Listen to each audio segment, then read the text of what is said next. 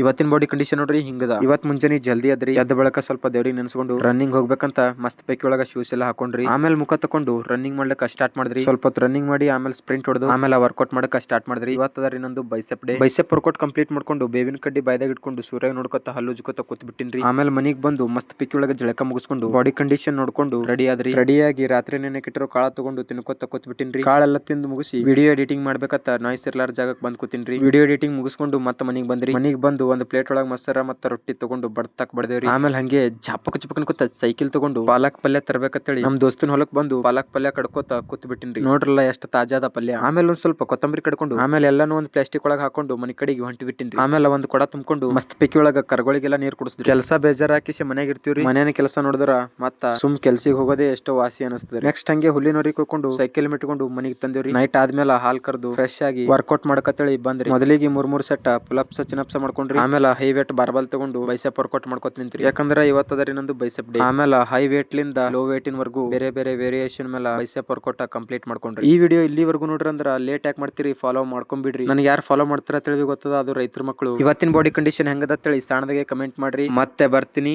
Ram Ram, Jai Shriram.